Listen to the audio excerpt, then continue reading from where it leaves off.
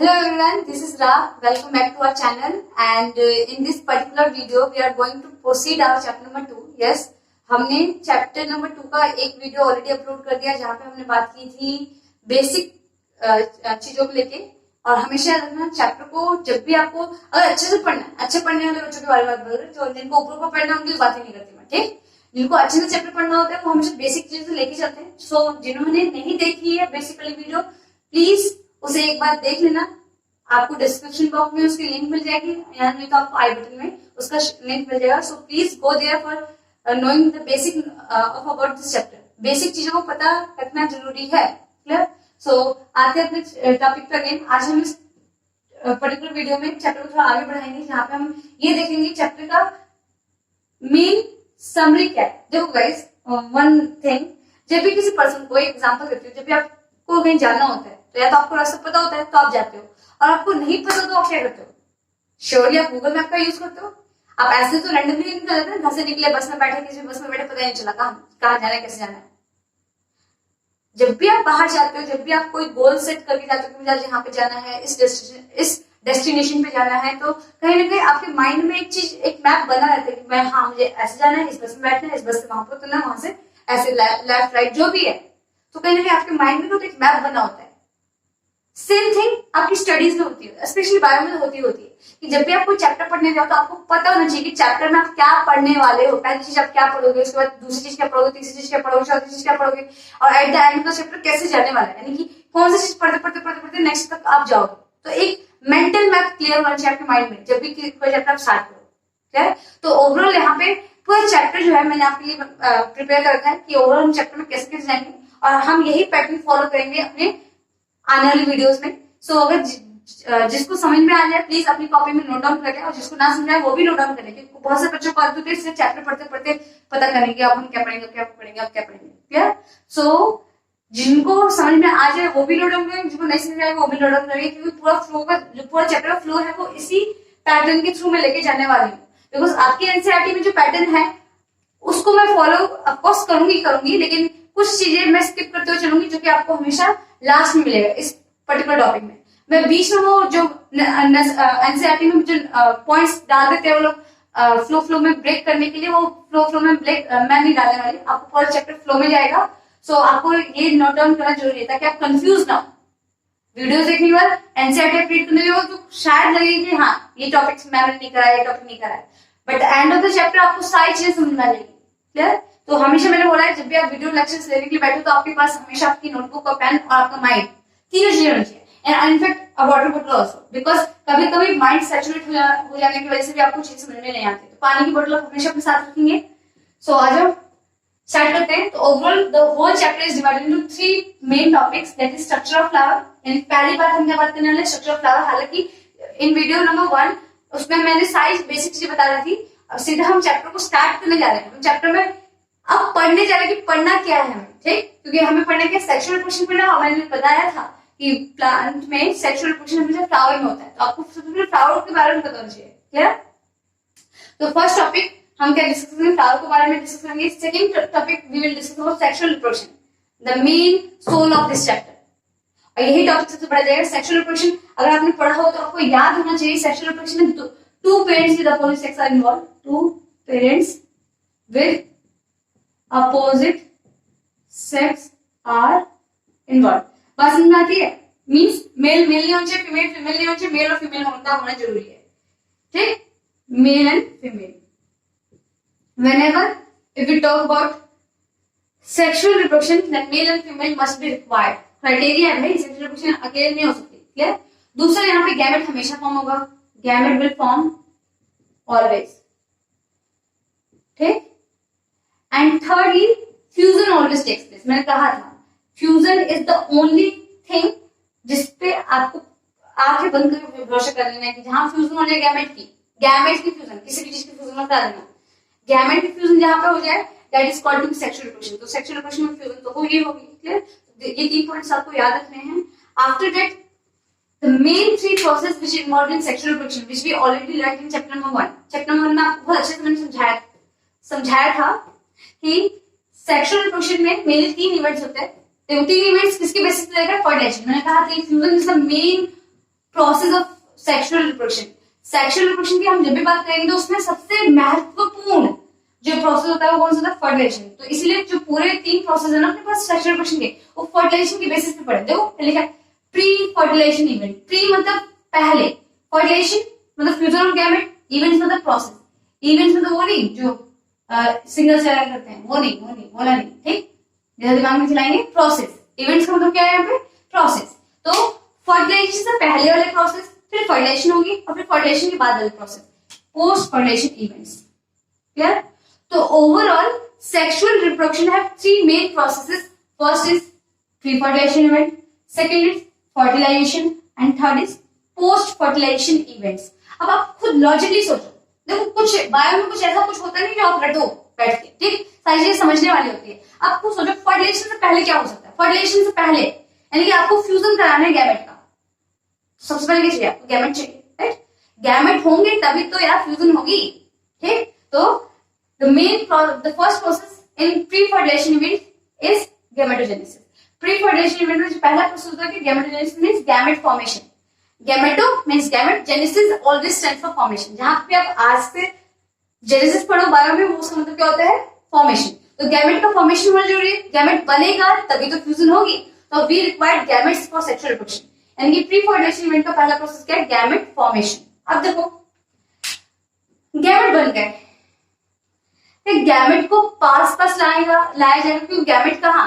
एक मेल की बॉडी में गैमेट बना है, फीमेल की बॉडी में बना है, 2 इंडिविजुअल बॉडीज में बना है। अब इन दोनों को पास आना बहुत जरूरी है कि गैमेट फ्यूज हो पाए। या तो ये दोनों पास आ जाए या तो इनकी गैमेट पास आ जाए, कुछ भी हो जाए। क्लियर? तो गैमेट का फ्यूजन करवाने के लिए यानी फर्टिलाइजेशन यानी main process of sexual reproduction करवाने के लिए फ्यूजन मतलब गैमेट का पास आना बहुत जरूरी है, यानी गैमेट का ट्रांसफर होना बहुत ही ज्यादा जरूरी है। तो यहाँ पे क्या मतलब है? दूसरा प्रोसेस क्या है? Pre fertilisation. यानी फर्टिलाइजेशन तो पहले का ही काम है ना, पहले गैमेट बनेगा फिर गैमेट ट्रांसफर होगा। आई बात समझ? Gamete transfer.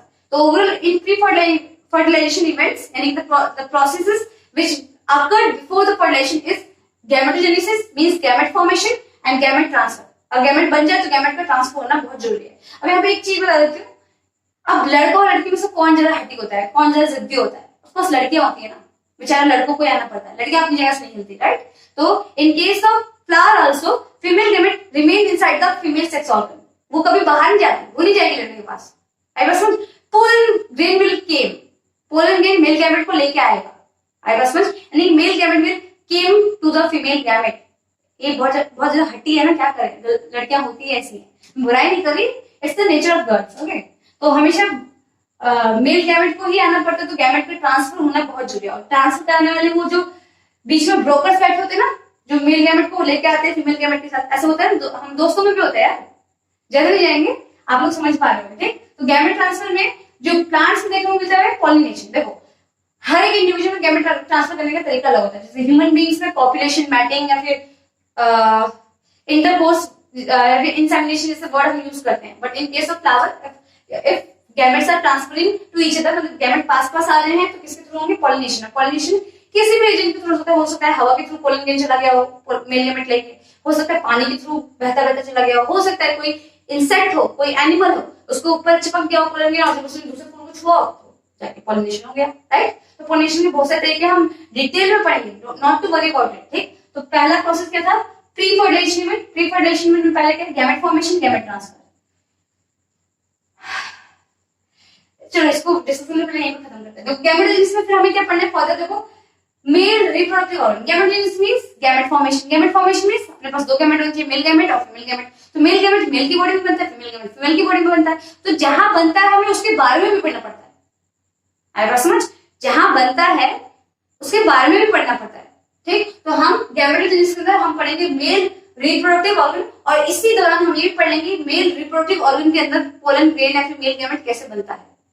Pollen grain is the male gametophyte of angiospermic plant. ये गैमेटोफाइट क्या होता है, मेल गैमेट होता है, I will clear later on, but अभी आप इतना समझो कि गैमेटोजेनेसिस में हम मेल रिप्रोडक्टिव सिस्टम और फीमेल रिप्रोडक्टिव सिस्टम पूरा पढ़ेंगे, और पढ़ते पढ़ते इन्हीं को पढ़ते पढ़ते हम देख लेंगे इनके अंदर मेल गैमेट का फॉर्मेशन कैसे होता है, फीमेल गैमेट का फॉर्मेशन कैसे होता है, राइट? जैसे ही गैमेट बन जाएंगे तो हम देखेंगे पॉलिनेशन यानी कि गैमेट का ट्रांसफर कैसे होता है, पोलन ग्रेन कैसे फीमेल गैमेट के पास आता है, ठीक? तो उस प्रोसेस को बोलते हैं पॉलिनेशन। क्या बोलते हैं? Pollination. In case of angiospermic plant the process by which male gamete come to female gamete is called pollination. And pollination होने के बाद जैसे ही मान लो ये फीमेल ये आपका फीमेल पार्ट है, ये आपका मेल पार्ट, ठीक, पोलन ग्रेन आया, अरे यार ये पिस्टिल है, ठीक, अभी हम पढ़ेंगे flower, not to worry about it. ये पिस्टिल है, ये पोलन ग्रेन आया, जैसे पोलन ग्रेन लैंड करेगा उसके बाद इनके बीच में बातचीत होती है, रिश्ते वाला रिश्ते जब देखने के लिए आता है ऐसे होता है लड़का लड़की को बोलते जब बात करो, तो सेम होएगा प्रेडेचर। हम पूरा शादी रचाएंगे यहाँ पे, बहुत मजा आएगा, don't worry. So here we have pollen crystal interaction, यानी after pollination there is a unique or dynamic process called pollen crystal interaction। यानी कि गैमेट ट्रांसफर हम दो चीजें पढ़ने वाले, pollination के बारे में पढ़ने वाला, pollen crystal interaction के बारे में पढ़ने वाला है। जैसे pollen crystal interaction होके बात पक्की हो जाएगी, यानी लड़का लड़की दोनों पसंद आ जाएंगे, यानी pollen grain और जो pistil है वो दोनों compatible होंगे, तो fusion will take place, यानी fertilization will occur and sexual reproduction leads to formation of seed, ठीक। तो फ्यूजन हो जाएगी, और फ्यूजन एंजियोस्पर्म प्लांट में किस नाम से जाना जाता है, डबल फर्टिलाइजेशन। ये डबल फर्टिलाइजेशन क्यों करा जाता है, we will talk it later until, पर हम देख रहे थे चैप्टर में पढ़ना क्या है, वो ज्यादा हम नहीं जाएंगे इसमें। जैसे ही फ्यूजन हो जाएगी तो आपको पता जाइगोट बनेगा, जाइगोट से एम्ब्रोजेनेसिस बनेगा, यानी एम्ब्रोजेनेसिस होगा, एम्ब्रो बनेगा, ठीक। लेकिन उससे पहले यहाँ पे क्या होता है, एंडोस्पर्म फॉर्मेशन होता है, याद रखना, पहले एंडोफॉर्म होता है, एंडोस्पर्म फॉर्म होता है, फिर एम्ब्रोजेनेसिस होती है, फिर एम्ब्रोजेनेसिस के बाद सीड फॉर्मेशन होती है, सीड फॉर्मेशन के बाद फ्रूट फॉर्मेशन है। ये आपको लाइन से याद रखनी है, आपको चीजें धीरे धीरे समझ में आएगी जब हम चैप्टर को आगे प्रोसीड कर देंगे। अभी तो सिर्फ इंट्रोडक्शन, मतलब एक तरीके से टॉपिक माइंड मैप क्रिएट कर रहे हैं कि हम क्या पढ़ने वाले हैं, कैसे पढ़ने वाले हैं, किसके बाद क्या पढ़ेंगे। आपको पता नहीं कि आज की वीडियो में दीदी क्या पढ़ाएंगी, मैम क्या पढ़ाएंगी, या फिर आज हम क्या पढ़ेंगे, कल हमने ये पढ़ा था तो उसके बाद क्या पढ़ेंगे। मजा आता है यार, ठीक। अंधाधुंध आंखें बंद करके आगे चलने में किसको मजा आएगा, कभी भी टकरा जाएंगे कहीं से भी। चीजें आपको पता है कि अच्छा हमने गैमेट ट्रांसफर पढ़ा था, अच्छा आज हम फ्यूजन पढ़ने वाले हैं, हम देखेंगे कैसे फ्यूजन होती है, कैसे जाइगोट बनता है। फिर पोस्ट फर्टिलाइजेशन में हम देखेंगे endosperm formation, embryogenesis, seed formation, fruit formation, and later on in the third topic which is the you can say chapter के बीच में बहुत सारे टर्म्स दिए होंगे, बहुत सारे कॉन्सेप्ट दिए होंगे जो कि मैंने इन तीनों के बीच में आपको नहीं बताए होंगे, क्लियर। क्योंकि मैं हमेशा एक फ्लो में, मतलब ये ना एक फ्लो बना हुआ है, एक तरीके से कहानी बनी हुई है, जिस कहानी के बीच में कोई एक अनवांटेड विलन नहीं डालना चाहती, ठीक। तो इस कहानी को ऐसे रहना, इसमें हम कोई विलन नहीं डालेंगे, क्योंकि आपके एनसीईआरटी में विलन डाल रखे बीच में अच्छी खासी शादी हो रही होती है, बीच में कोई आ जाता है, बीच में कोई आ जाता है, तो हम वो नहीं करने वाले। हम इनको सेपरेटली पढ़ लेंगे, हम पढ़ेंगे, इनको भी तवज्जो देंगे यार, ये भी बहुत इंपॉर्टेंट है, क्योंकि इनसे यहाँ तो मैक्सिमम क्वेश्चन आते हैं, ठीक। नीट पॉइंट ऑफ व्यू भी, सीबीएसई बोर्ड में भी, कहीं पे भी देख लो, ये चैप्टर बहुत ज्यादा डिमांडिंग चैप्टर है। आगे बात समझ, तो आप इसके बीच में आप कुछ नहीं छोड़ोगे, तो इसके अंदर हम जो भी पढ़ेंगे, जब हम ये टॉपिक करेंगे तभी मैं बताऊंगी, अभी कुछ नहीं बता, ठीक। अभी आप बस इतना लिख लीजिए अपने नोट पैड में या फिर नोटबुक में कि in this particular video we are going to discuss only 3 topics, structure of flower, sexual reproduction, important notes, where the bulk और the soul of chapter is this part, sexual reproduction, where we have 3 main events: pre-fertilization events, fertilization events, and post-fertilization. In pre-fertilization event, we have further 2 topics: gametogenesis and gamete transfer. And in gametogenesis, we have to talk about the male reproductive system, female reproductive system. In gamete transfer, we have to talk about pollination, pollen crystal interaction. In case of fertilization event, we will talk about the fusion, that is double fertilization. And in the post-fertilization events, we will talk about the 4 main topics: endosperm formation, embryogenesis, seed formation, fruit formation. And after completing the marriage of these 2 persons, means pollen grain and pistil, we will talk about the villains of this chapter जो बीच में आ जाते हैं, ठीक। Important terms. Have a screenshot of it. फिर भी मैं बोल देती हूँ स्क्रीनशॉट ले लो, क्योंकि बहुत बच्चों ने, मैं जानती हूँ बहुत बच्चे बिना पेन और कॉपी के बैठ जाते हैं, तो फायदा उनको भी होना चाहिए। और मैं ये भी समझती हूँ कि बहुत सारे बच्चे बस में जा रहे होते हैं तो लेक्चर वीडियोस अटेंड कर रहे होते हैं, कहीं कहीं पे भी, बट आप ले लीजिए। जो बच्चे घर पे हैं उनसे तो स्पेशल रिक्वेस्ट है कि वो लिख लिया करें कॉपी में, क्योंकि अगर आप टाइम देते हो कहीं पे तो उसका यार फुल यूटिलाइजेशन किया करो। ये नहीं कि पहले वीडियो देखेंगे फिर जब हम सेल्फ स्टडी करेंगे तो हम लिखेंगे, 2 बार टाइम देके क्या फायदा, अभी लिख लो, कितना टाइम लगेगा। चलो